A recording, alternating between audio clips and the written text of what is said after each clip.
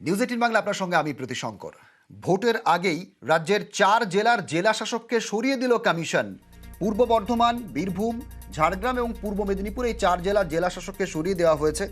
সোমরাজের থেকে বিস্তারিত একটু জেনে নেওয়ার চেষ্টা করব। সোমরাজ, এবার কিছুদিন আগেই আমরা দেখেছি যে ডিজিকে বদল করা হয়েছে, এবার 4 জেলার জেলা শাসককে সরিয়ে দেওয়া হলো, ঠিক কী কারণে?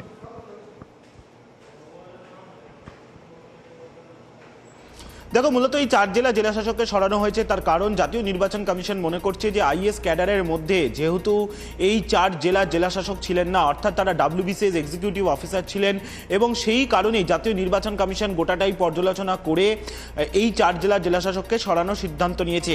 আজ সকালেই দেশের চিফ ইলেকশন কমিশনার এবং আরও 2 কমিশনারকে নিয়ে একটি বৈঠক করেন এবং সেই বৈঠকের পরে এই সিদ্ধান্ত নেওয়া হয় জাতীয় নির্বাচন কমিশনের তরফে। শুধুমাত্র এ রাজ্য নয়, আরও কয়েকটি রাজ্যের ক্ষেত্রেও এই সিদ্ধান্ত নেওয়া হয়েছে। গুজরাটের ক্ষেত্রে এই সিদ্ধান্ত নেওয়া হয়েছে, আসামের ক্ষেত্রে এই সিদ্ধান্ত নেওয়া হয়েছে। তার কারণ আইএস ক্যাডারের অফিসার না হওয়াতেই এই বদল করা হচ্ছে এবং সেই কারণেই এ রাজ্যের 4 জেলার জেলাশাসককে বদলি করা হয়েছে। পূর্ব মেদিনীপুর, পূর্ব বর্ধমান, ঝাড়গ্রাম ও বীরভূম এই 4 জেলার জেলাশাসককে বদলি করা হয়েছে। রাজ্যের মুখ্য সচিবকে নির্দেশ দেওয়া হয়েছে জাতীয় নির্বাচন কমিশনের তরফে পরবর্তী এই 4 জেলার জেলাশাসক কে হবেন তার জন্য 3 জনের নাম প্যানেল আকারে পাঠানোর জন্য 3 জনের নাম রাজ্যের মুখ্য সচিব পাঠাবেন জাতীয় নির্বাচন কমিশনকে। তার মধ্যে থেকে একজনকে জাতীয় নির্বাচন কমিশন ওই 4 জেলার জেলাশাসক হিসাবে ঘোষণা করবে, এবং এটা আজকের মধ্যেই করে দেওয়া হবে বলেই জাতীয় নির্বাচন কমিশন সূত্রে আমরা জানতে পারছি। এবং কমিশনের তরফে এটাও বলা হয়েছে রাজ্যের মুখ্য সচিবকে, যখন থেকে এই চিঠি পাঠানো হলো তখন থেকে তারা আর ওই 4 জেলার জেলাশাসক হিসাবে ভোট সংক্রান্ত কোনো কাজ করতে পারবেন না। একদম, সোমরাজ সঙ্গে থাকো।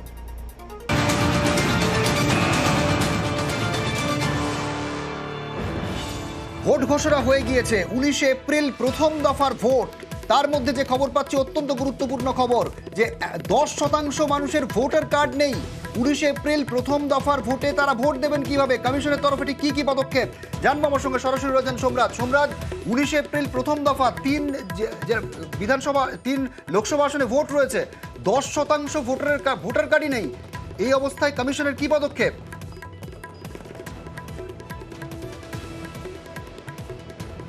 দেখো, যে তথ্য আমরা বলছি সেই তথ্য হচ্ছে গত 12ই ডিসেম্বর থেকে চলতি বছরের 16ই মার্চ পর্যন্ত, অর্থাৎ যারা আবেদন জানিয়েছিলেন ভোটার কার্ড পাওয়ার জন্য এবং এখনো পর্যন্ত যারা আবেদন করেছিলেন ভোটার কার্ড পাওয়ার জন্য, তার মধ্যে থেকে 10% ভোটারদের কাছে এখনো পর্যন্ত ভোটার কার্ড পৌঁছায়নি বা এপিক কার্ড পৌঁছায়নি।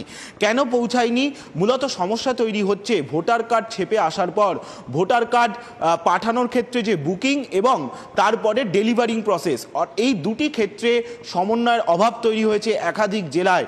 আর তার জন্যই রাজ্যের একাধিক জেলায় ভোটার কার্ডের জন্য আবেদন করলেও ভোটার কার্ড ছাপা হয়ে গেলেও ভোটাররা এখনো পর্যন্ত ভোটার কার্ড পেলেন না, যা প্রায় 10%-এর কাছাকাছি। যেটা এখনো পর্যন্ত নির্বাচন কমিশন সূত্রে জানতে পারছি আমরা, যে প্রায় 28,76,117টি ভোটার কার্ড ছাপানো হয়, অর্থাৎ আবেদন আসে। তার মধ্যে থেকে প্রায় 10% ভোটার কার্ড এখনো পর্যন্ত পৌঁছানোই যায়নি, যার মধ্যে শীর্ষ তালিকায় রয়েছে নদিয়া, উত্তর 24 পরগনা, দক্ষিণ 24 পরগনা, হাওড়া, হুগলি সহ কয়েকটি জেলা। সব থেকে বেশি হচ্ছে উত্তর 24 পরগনা, দক্ষিণ 24 পরগনা। সম্প্রতি সিও অফিসের তরফে একটি ভার্চুয়াল বৈঠক করা হয়, সেই বৈঠকে নির্দেশ দেওয়া হয়েছে যাতে এই যে ভোটার কার্ড যাদের বাড়িতে এখনো পর্যন্ত পৌঁছায়নি, দ্রুত যাতে এই পৌঁছানোর ব্যবস্থা করা হয় এবং যে সমন্বয়ের অভাব রয়েছে সেই সমন্বয় যাতে দ্রুত যাতে সমাধান করে দেওয়া হয়, এই বিষয়ে প্রয়োজনীয় নির্দেশ দেওয়া হয়েছে রাজ্যের সিও দপ্তরের তরফে বিভিন্ন জেলাশাসক তথা ডিস্ট্রিক্ট ইলেকশন অফিসারদের বলেই কমিশন সূত্রে আমরা জানতে পারছি। ধন্যবাদ সোমরাজ।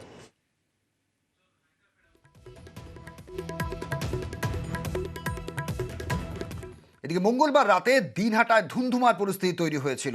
এসডিপিওর ওপর হামলা হয়, সেই ঘটনায় এবার 2 জনকে গ্রেপ্তার করা হয়েছে। একদিকে এসডিপিওর ওপর হামলার ঘটনায় একজন, অন্যদিকে তৃণমূলের অভিযোগের ভিত্তিতে একজনকে গ্রেপ্তার করা হয়েছে।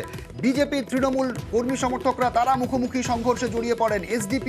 এসডিপিও তার ওপর হামলা হয়, সিসি ক্যামেরার ফুটেজ দেখে চিহ্নিত করা হয়েছে এবং শেখ আল আমিন তাকে গ্রেপ্তার করা হয়েছে। অন্যদিকে জনাব আলী আরও একজনকে গ্রেপ্তার করা হয়েছে। অর্থাৎ একদিকে যেমন এসডিপিওর ওপর হামলার ঘটনায় একজনকে গ্রেপ্তার করা হয়েছে, অন্যদিকে তৃণমূলের অভিযোগের ভিত্তিতে একজনকে গ্রেপ্তার করা হয়েছে। মোট 2 জনকে গ্রেপ্তার করা হয়েছে। কমিশনের কড়া পদক্ষেপ, জনাব আলী, শেখ আল আমিন 2 জনকে গ্রেপ্তার করা হয়েছে। মঙ্গলবার রাতে উত্তপ্ত হয়ে উঠেছিল দিনহাটা শহর। সেখানে মুখোমুখি হন তৃণমূল কংগ্রেস এবং বিজেপি কর্মী সমর্থকরা। নিশীথ প্রামাণিক এবং উদয়ন গুহ তারা দুজন মুখোমুখি সংঘর্ষে জড়িয়ে পড়েন। সংঘর্ষের ঘটনায় একদিকে যেমন তৃণমূল কংগ্রেস যে অভিযোগ করেছিল সেই অভিযোগের ভিত্তিতে একজনকে গ্রেপ্তার করা হয়েছে, তার নাম জনাব আলী। অন্যদিকে এসডিপিওর উপর হামলার ঘটনায় একজনকে গ্রেপ্তার করা হয়েছে, তার নাম শেখ আল আমিন। বিজেপি এবং তৃণমূল কর্মী সমর্থকরা তারা সংঘর্ষে জড়িয়ে পড়ে উত্তপ্ত হয়ে ওঠে দিনহাটায় উদয়ন গুহর সমর্থকরা এবং নিশীথ প্রামাণিক সমর্থকরা তারা সংঘর্ষে জড়িয়ে পড়েন। মঙ্গলবার রাতে উত্তপ্ত হয়ে উঠেছিল দিনহাটা এবং সেই দিনহাটার ঘটনায় মোট দুজনকে গ্রেপ্তার করা হয়েছে। একজন এসডিপিওর উপর হামলার ঘটনায় শেখ আল আমিন, তাকে গ্রেপ্তার করা হয়েছে। অন্যদিকে তৃণমূল কংগ্রেস তারা যে অভিযোগ করেছিল সেই অভিযোগের ভিত্তিতে জনাব আলী নামে একজনকে গ্রেপ্তার করা হয়েছে। সিসি ক্যামেরা ফুটেজ দেখে চিহ্নিত করা হয় শেখ আল আমিনকে। রাজ্যের মন্ত্রী উদয়ন গুহ এবং কেন্দ্রীয় মন্ত্রী কোচবিহারের বিজেপি প্রার্থী নিশীথ প্রামাণিক তারা দুজন সংঘর্ষে জড়িয়ে পড়েন। তৃণমূল কংগ্রেস বিজেপি কর্মী সমর্থকরা তারা একে অপরের সঙ্গে হাতাহাতিতে জড়িয়ে পড়ে। ধুন্ধুমার পরিস্থিতি তৈরি হয়েছিল মঙ্গলবার রাতে দিনহাটা শহরে। সেই ঘটনায় মোট দুজনকে গ্রেপ্তার করা হয়েছে। একদিকে তৃণমূল কংগ্রেস যে অভিযোগ করেছিল সেই অভিযোগের ভিত্তিতে জনাব আলী নামে একজনকে গ্রেপ্তার করা হয়েছে। অন্যদিকে এসডিপিওর ওপর যে হামলা হয়েছিল সেই ঘটনায় শেখ আল আমিন নামে একজনকে গ্রেপ্তার করা হয়েছে। সিসি ক্যামেরার ফুটেজ দেখে আল আমিনকে চিহ্নিত করা হয়, তারপর তাকে গ্রেপ্তার করা হয়েছে।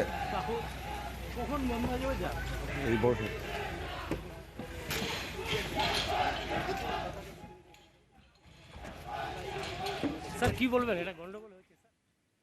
এদিকে গুমার তৃণমূল নেতা খুনে গ্রেপ্তার মূল অভিযুক্ত। 25 দিনের মাথায় মূল অভিযুক্তকে গ্রেপ্তার করা হয়েছে বলে খবর পাওয়া যাচ্ছে।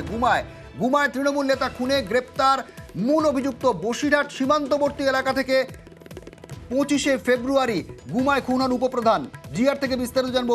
জিয়া, তৃণমূল নেতা খুনে একজনকে গ্রেপ্তার করা হয়েছে এবং তার এখনো পর্যন্ত রাজনৈতিক পরিচয় কি জানা যাচ্ছে? দেখো, এখনো পর্যন্ত এই গৌতম দাস অর্থাৎ প্রায় গুমা 1 নম্বর গ্রাম পঞ্চায়েতের প্রধান বিজন দাসকে খুন করা হয়েছিল এবং খুব কাছ থেকে তার ঘরে ঢুকে সেখান থেকে গুলি করা হয়েছিল। পরপর একাধিক গুলি করা হয়েছিল, ফলে সেখান থেকে বারাসাত হাসপাতালে নিয়ে গেলে মৃত্যু হয়। কিন্তু এলাকার মানুষের যেটা দাবি এবং প্রত্যক্ষদর্শীর দাবি, এই গৌতম দাস যে ঘরে গুলি করা হয়েছিল সেই ঘর থেকে বেরোতে থাকে, ফলে তার পর থেকে বেপাত্তা ছিল। অর্থাৎ 26 দিনের মাথায় সীমান্তবর্তী এলাকা বসিরহাট থেকে গ্রেপ্তার করে এই গৌতম দাসকে। অর্থাৎ পুলিশ সূত্রে যেটা খবর, বাংলাদেশে পালানোর ছক কষেছিল তার আগেই পুলিশ 26 দিন পর একেবারে সীমান্তবর্তী এলাকা বসিরহাট এলাকা থেকে গ্রেপ্তার করে এই গৌতম দাসকে। মূলত এর সঙ্গে এর বাড়ির কাছেই কিন্তু একটি আর্মস রিকভার করেছিল। অর্থাৎ এই খুনের পিছনে এই আর্মস ব্যবহার করা হয়েছিল এমনটা পুলিশ সূত্রে খবর। কিন্তু প্রায় বেপাত্তা হয়েছিল। 26 দিন পর এই গৌতম দাসকে গ্রেপ্তার করে বা অশোকনগর থানার পুলিশ। আজকেই তাকে বারাসাত আদালতে তোলা হবে 10 দিনের পুলিশ হেফাজতের জন্য। কিন্তু যেভাবে খুন করা হয়েছিল সেই সময় কিন্তু অভিযোগ উঠেছিল শাসক দলের গোষ্ঠী কন্দলের জেরে এই গৌতম দাস এই বিজন দাসকে খুন করেছে। ফলে তারপর থেকে বেপাত্তা ছিল এবং তারপর থেকে আজকে প্রায় 26 দিন পর গৌতম দাসকে গ্রেপ্তার করলো বসিরহাট থানা থেকে, বসিরহাট এলাকা থেকে, সীমান্তবর্তী এলাকা থেকে। ফলে বাংলাদেশে পালানোর ছক কষেছিল, তার আগে গ্রেপ্তার হয়েছে গৌতম দাস। আজকে তাকে বারাসাত আদালতে তোলা হবে এবং 10 দিনের পুলিশ হেফাজত নেওয়া হবে এমনটাও কিন্তু পুলিশ সূত্রে খবর। ধন্যবাদ জিয়াউল।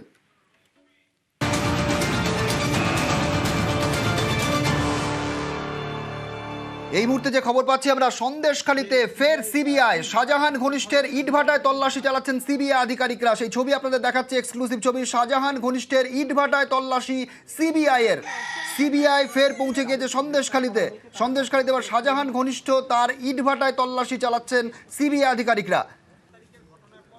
অর্পিতার থেকে জানবো, অর্পিতা, শাহজাহান ঘনিষ্ঠের ইটভাটায় তল্লাশি কেন? দেখো, তোমাকে জানিয়ে রাখি যে এর আগেও কিন্তু সিবিআই টিম এই যে ইটভাটা সেই ইটভাটা এসেছিল গত রবিবার। কারণ শাহজাহান ঘনিষ্ঠ এই যে ইটভাটা, সেই ইটভাটার যে মালিক বাপ্পা মণ্ডল, তারই ইটভাটায় আজকে এসেছে সিবিআই আধিকারিকরা। শেখ শাহজাহান ঘনিষ্ঠ মিনাকার ইটভাটার এই মালিক বাপ্পা মণ্ডল ইটভাটা এবং তার অফিসে তল্লাশি অভিযান চালাচ্ছে সিবিআই আধিকারিকরা। সিবিআই টিম মিনাকা এলাকায় জিজ্ঞাসাবাদের জন্য নোটিশ দেওয়ার জন্য গত রবিবার এসেছিল। সেখানে কেন্দ্রীয় বাহিনী ছিল, কিন্তু ইটভাটার মালিক বাপ্পা ঘটনার দিন কোথায় ছিলেন, কি ঘটেছিল এবং শাহজাহানকে তিনি কতদিন ধরে চেনে, ইটভাটায় এই যে বাপ্পার সঙ্গে যে শাহজাহানের যে যোগসাজশ সেই ব্যাপারে এবং সন্দেশখালী যে ইডির উপর যে হামলার ঘটনা, সেই ঘটনায় এই বাপ্পা মণ্ডলের কি ভূমিকা, সেই বিষয়ে কিন্তু জানতে আজকে সিবিআই আধিকারিকরা ফের এখানে আসে। গত রবিবারও তারা এখানে এসেছিলেন।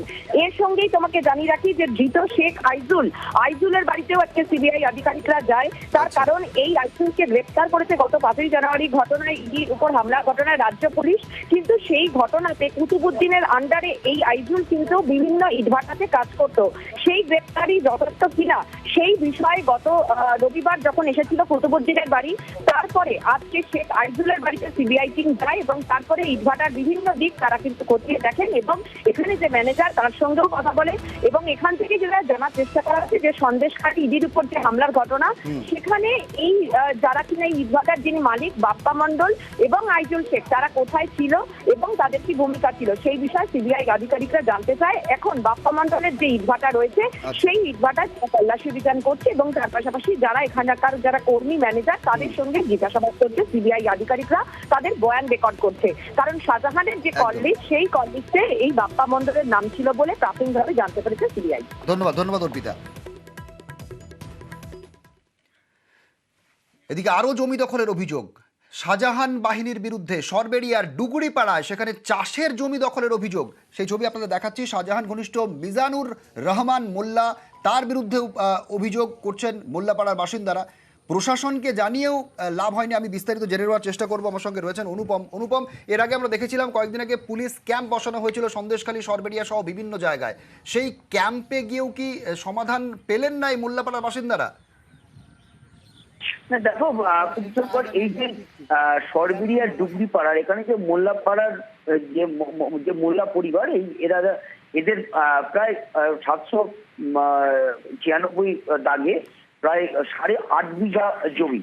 সেই 8.5 বিঘা জমি এখানকার মিজানুর রহমান তিনি এবং শাহজাহান এরা দখল করে নেয় প্রায় 11 বছর আগে, 2013 সালে দখল করে নেয় এবং সেটা প্লটিং করে সেটা বিক্রিও করে দেয়।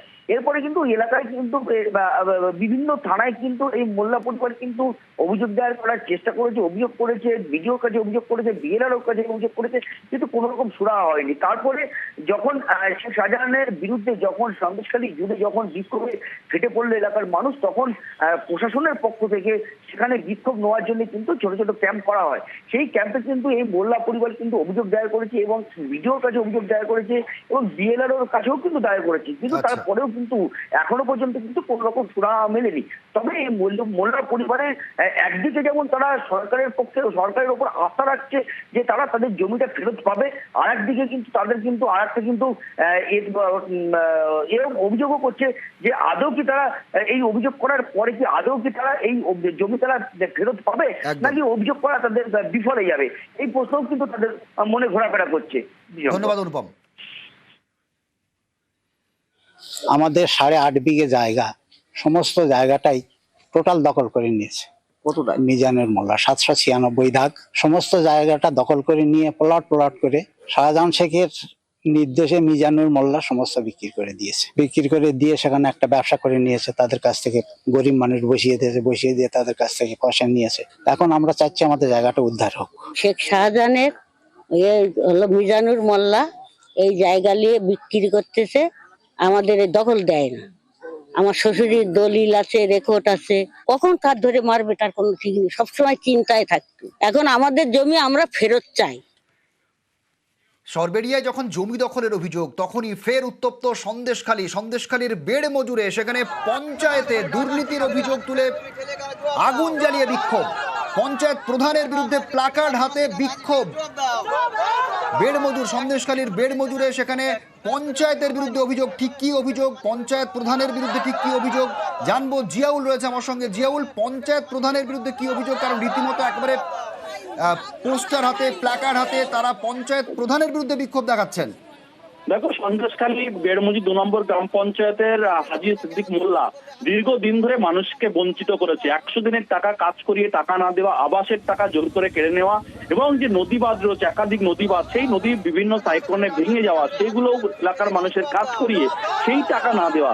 ভুরি ভুরি অভিযোগ, ভুরি ভুরি দুর্নীতির অভিযোগ, এবং সবথেকে যে সরকারি শৌচালয় রয়েছে সেই শৌচালয়ের টাকাও দুর্নীতি করেছে এমনটাই অভিযোগ তুলে একেবারে গ্রামের মানুষ, মহিলারা তারা প্লাকার্ড নিয়ে বিক্ষোভ দেখিয়েছে প্রধানকে গ্রেপ্তার করতে হবে। কেন প্রধান গ্রেপ্তার হবে না? তারা দীর্ঘদিন ধরে দুর্নীতি করেছে। শেখ শাহজাহানের অত্যন্ত ঘনিষ্ঠ এই আজি সিদ্দিক মোল্লা, তাকে বারবার পুলিশের কাছে অভিযোগ করা হয়েছে, কিন্তু এর আগে কোনো অভিযোগ না নিলেও এখন সেই অভিযোগগুলো নেওয়া হচ্ছে। কিন্তু তাহলে কোটি কোটি টাকা দুর্নীতির অভিযোগ তুলে তাকে গ্রেপ্তার করতে হবে। এই গ্রেপ্তার কেন করা হচ্ছে না, এই দাবি তুলে মূলত এলাকার মানুষ প্লাকার্ড নিয়ে বিক্ষোভ দেখায়। তাদের দাবি যে সব সরকারি প্রকল্প থেকেই সে টাকা নিয়েছে, টাকা না দিলে মারধর, হুমকি এবং সেখান থেকে তুলে নিয়েছে, রাতের অন্ধকারে আটকে রাখা, এরকম ভুরি ভুরি অভিযোগ রয়েছে। সেই সিদ্দিক মোল্লাকে গ্রেপ্তার করতে হবে, এই দাবিতেই মূলত আগুন জ্বালিয়ে এবং প্লাকার্ড নিয়ে বিক্ষোভ দেখেছে এলাকার মানুষজন। ধন্যবাদ জিয়ন।